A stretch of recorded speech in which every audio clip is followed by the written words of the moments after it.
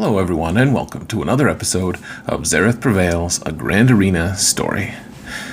We're in our second match of 3v3, and it's going to be good. I have to take out a Rey team, and in honor of my buddy Indigo, who has voiced his displeasure with other YouTubers who take a long time to get into their fights, I'm going to try something new, and I'm going to try to do one attack immediately, and then we're going to go through stats and look at the matchup a little closer. So I would love feedback if you guys like this. So let's just jump into our first attack right away. So we've got a Rey fight on our hands, and that is actually the first fight that I went into. I do have Supreme Leader Kylo with his ultimate, and honestly I know that it's all the rage lately. Everyone wants to see me counter Rey without using my own Galactic Legend, but I personally feel like that would be foolish of me. So I'm using Supreme Leader here. This is a non-ultimate Rey, so I'm just taking Kylo with Watt, and Watt just puts the healing tech on Kylo, and that basically just keeps Kylo healthy. Watt is going to die eventually, which is fine because he's a dirty separatist anyways. But what we're going to do, we just want to gain enough stacks of Siphon and turn that into mastery that this non-ultimate Rey can't actually kill Kylo. So we're doing our specials as often as possible. We're just trying to get stuns. Finn is definitely the more threatening of the two of the sidekicks, and so we're just trying to focus him. You see he has lifeblood and everything. We probably would have killed someone faster if we had been targeting the person without lifeblood, but it's whatever. I haven't practiced this a whole lot of times, but as it stands, you don't really need to necessarily. You see that once you get past a certain Siphon level, Rey just really struggles to do any damage at all. And so what I was doing here at the end, I was trying to get my health back up to max so that I could get an extra banner, because you always need to be focusing on banners. At this point, I wasn't really that concerned about winning this match. It's all over, but I wanted to get full health, which I did. 51 banners against a Galactic Legend is pretty great. And now let's do all of the pre-battle stuff that we normally do. First off, huge shout out to my patrons. Really appreciate your guys' support. Seriously, you guys mean the world to me.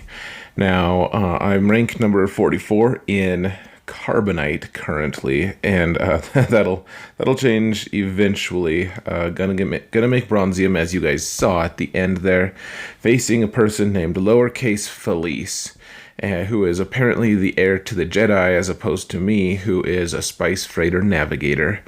Now, their guild is unpronounceable, so points to them, and it's going to be interesting. They have me beat by a pretty decent margin on the upper tier level of relics, though it's not an overwhelming advantage. Just a few more tier 6 basically, and some 5. In terms of Zetas, I do have the advantage there. I have more gear 13. And speed mods, we're actually pretty close. I have the slight advantage, but it's not that big of an advantage. Just in terms of lifetime banners, I do have more of most of them, honestly. So, in terms of overall success, I've done better in Grand Arena, but they do have a Galactic Legend, and if they decide to go crazy in 3v3, it's going to be really tough to clear them. So going into this, of course, the first thing I noticed was Galactic Rey, but then the other teams, the teams up top, none of them are really that scary. Like a lot of relics on First Order and all of that, but that's fine. And then, honestly, so I've already taken out Rey. We have a couple pretty weak teams, actually, on the bottom there. And what our goal here is, we need to see what's in the back zone. I have no idea. It could just be a crazy lineup of meta teams, and therefore we really need to preserve as many teams as possible that can beat those meta teams, which means we need to use B team clearers like Jedi Training Rey, Bossk Bounty Hunters, Kylo Ren Unmasked, etc.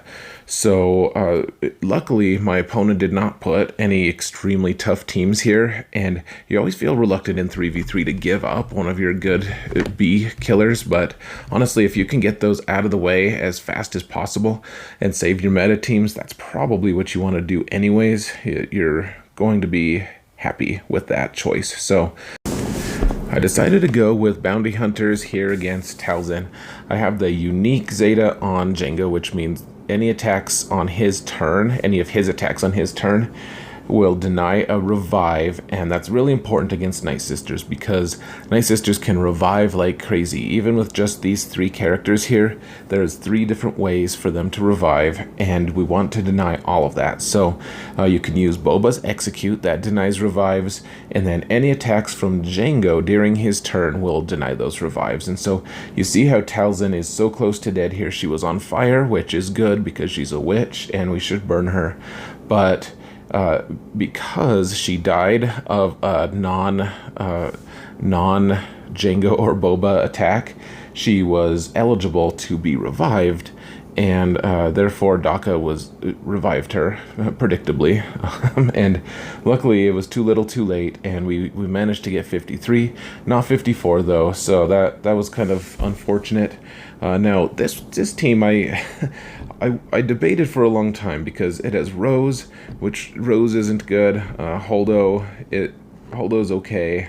Finn, of course, is a decent lead, but this team isn't really that great, and I wanted to use a lower team to beat it, but the fact is it's so unknown to me how good this team is in 3v3, and I had enough teams to be able to beat all the rest of the teams in the back, even if they were meta.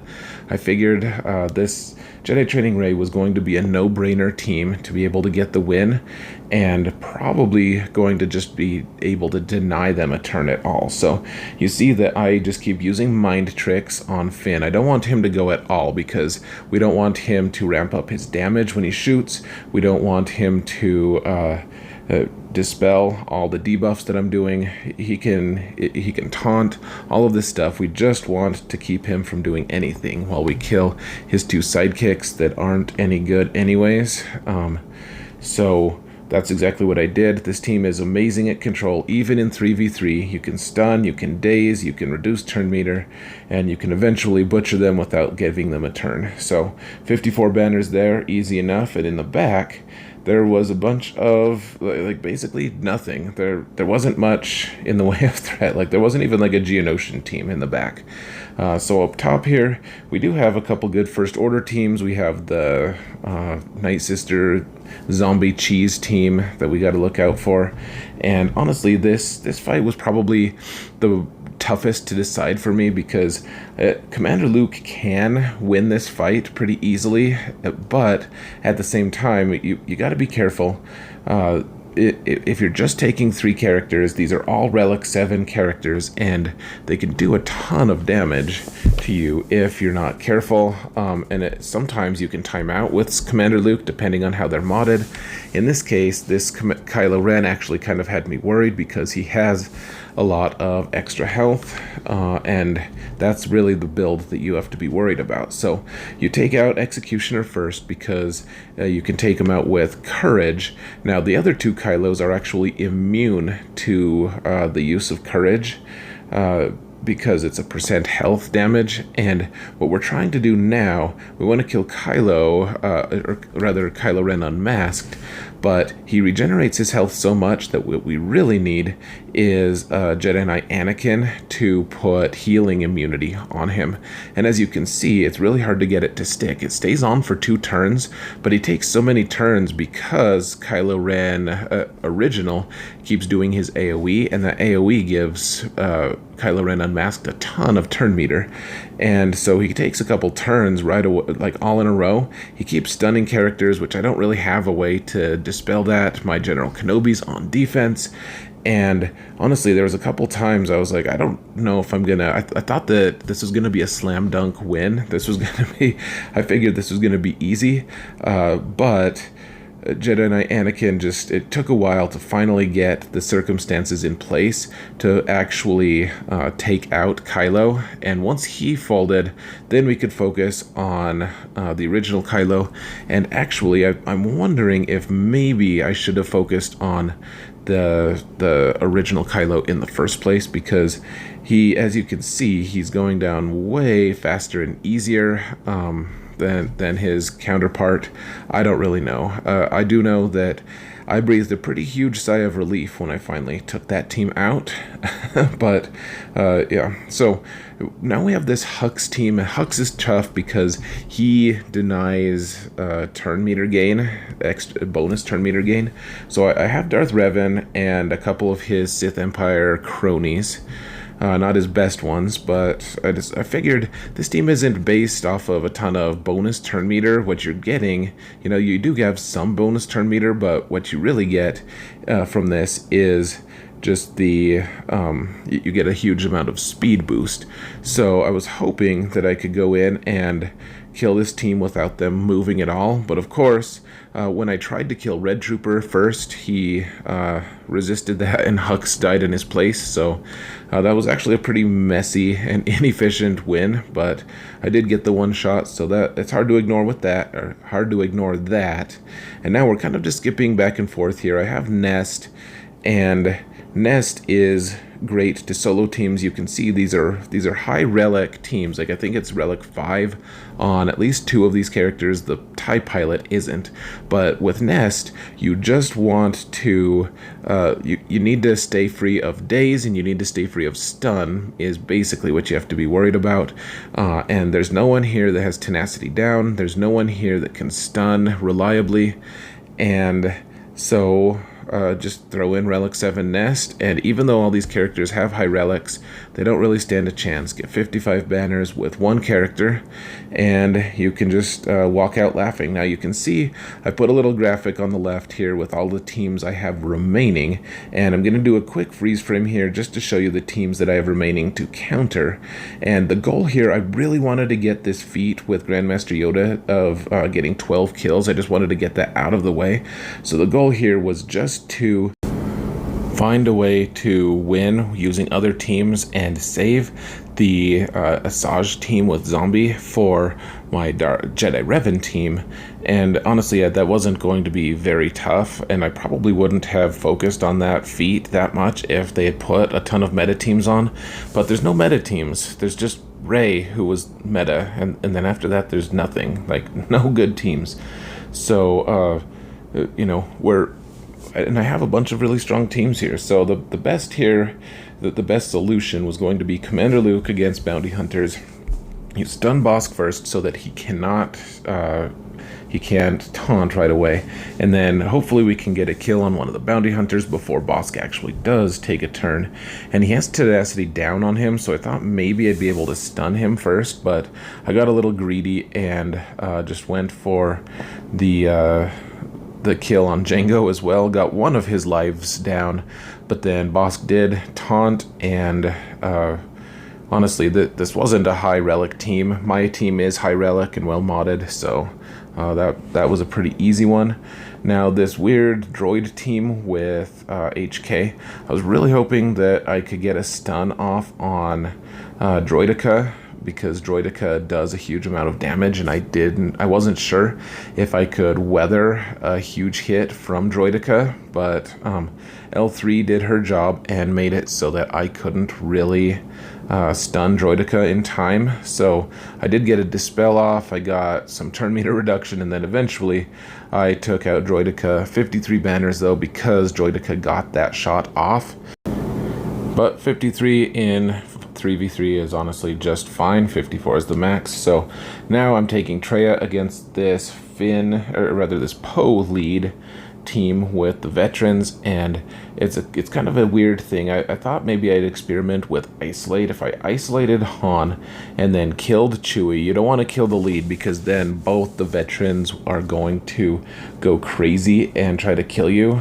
And this is actually pretty clever, because Poe is taunting, so unless I have a way to dispel his taunt, then I'll end up killing him. and then both of the veterans will just go crazy, like I said, and destroy me. So, pretty clever. I figured, okay, so kill veteran Chewie, and then maybe because Isolate is on Han, maybe Han wouldn't just take 2 turns in a row the way he did just now, and clearly was wrong about that. So he did his AoE, did some damage, but in the end was pretty good. Now we want to avoid killing Poe again, so I'm just doing a couple hits here and there. I didn't want to do my AoE with Nihilus because that might kill Poe. And what I'm doing here, I actually gave, I did another Isolate. I gave the turn meter reduction to Scion, or rather the cooldown reduction to Scion, so that maybe he could get a special off. And you can see he did get his special off. He healed some protection. It wasn't really enough to fill up his protection pool, but it was worth a shot to try to sneak in an extra banner. I ended up getting 52 anyways, so not a bad score. And now that does open the door for me to be able to use Jedi Revan here to take out Night Sisters. So, this Night Sisters team can be really frustrating and annoying. A lot of people fail to beat it for some reason still, even though it's been around for a long time. And what happens is you can kill Asajj a bunch of times, and then eventually Zombie stops reviving people, but then Acolyte does a basic and goes into stealth, and then you have to target Zombie, and Zombie never actually dies until all other Night Sisters are gone. And so unless you have an AoE available to kill Acolyte, then eventually you'll just time out, because Acolyte has like an almost 0% chance of coming out of stealth at this point. So, I mean, you need to take a team that has an AoE or has some other way to kill Acolyte. And I actually probably could have taken Acolyte out before she even got 1 turn, but the goal here is to get 12 kills with Grandmaster Yoda, and I think I got way more than 12 kills here with him, to be frank, but I wanted to make sure. I had lost count at some point, like after 2 or something, so you see I sped up the attack for a while after just indiscriminately killing Zombie for a while and sating my more basic urges. I did 1 AoE with Yoda, which ended up killing Acolyte, and then that was that. So 54 banners, got the 12 kills with Yoda, so that can stop being a distraction. I can actually use that team on defense if I want as an option. And in the back we have Malevolence, and that was fine. Wanted to take out this last team though. It's a really hodgepodge, pretty awful bounty hunter team, just totally filler. And this is why you don't put filler teams in 3v3, because there are a lot of characters that can just one-shot this. So General Skywalker walked up, just killed them, 56. It was over before it started, and that, I can't deny, that was maybe one of my favorite attacks in 3v3 ever. It lasted like 3 seconds. So that was done, and now we just needed to take out Fleet. My opponent hadn't attacked yet, but they had saved so many teams for offense, like every single meta team available, and they do have a good roster. So I needed to make sure I didn't mess up this attack, so I went in with full reinforcements, because why should I risk a really great banner score just for ships? And Malevolence does have a little bit of RNG, and I just wanted to make sure, like, maybe they had put the Falcon in with Malevolence and that it's hard to take that out, and my ships can die pretty quick and easy. So the thing we're doing here is we're just focusing Sunfac down. We got the target lock on everyone, so then when 5s went, I'm using the 5s starting instead of snips. When 5s went, everyone had expose on them because of the AoE, and 5s was able to demolish Sunfac and their Vulture Droid in 1 hit, and now we're just trying to race to take out their Hyena. And if I remember correctly, I think the Hyena was only at 6-star anyways, which is significantly easier to kill than a 7-star version, which as may be expected. And the first reinforcement that you need to have come in is Plo, because he dispels all of the buzz droids that have been accumulated. And once that happens, like, the buzz droids are really the source of a ton of the Malevolence fleet's power. And once the buzz droids disappear, then really you kind of just cripple them big time. So managed to take out Hyena there, and now we just need to take out Spy. Now, one of the tricky things is Spy will stealth if you do too much damage, and so I've managed to get a fortunately timed AoE from Anakin on Spy, which put ability block on Spy and made it so he couldn't go into stealth. And that was that. 64 banners out of 66 in ships. Pretty good. My score, 2467. That might be the highest I ever score in 3v3. I don't know, but you can see here, I do have my Bronzium feat. I have my Wars Not Make One Great thing with Grandmaster Yoda. I'm actually going to hold that until next round so I don't get into Chromium accidentally. So I'll have that annoying little red dot. But here's the final map before my opponent attacked, and once they finished attacking, here's what it looked like. And I'll show you guys my defenses, because that's what I always do here. They're the same as last time, actually. And you can see the Finn with the two veteran smugglers actually got a hold here. That's 2 matches in a row, so that's good. This is my front zone. The back zone of mine, everything got one shot. I mean, you can expect that. They brought all the good teams for offense. So, of course, that happened. And then at the end, they just ran out of juice. They couldn't beat my annoying timeout team with Kenobi and Jolie and Yoda. And I feel their pain. Can't kill Jolie there. 10 attacks. I feel like a jerk, but I'm not a jerk, and I actually also feel kind of happy about that for some reason, like darkly happy. So, got the win. I'm in the finals next time. My opponent has Galactic Ray, and I don't know, should be an interesting fight. Their name is Adam, so it's like you should probably get a better name, because it's like literally the first name ever. So, anyways.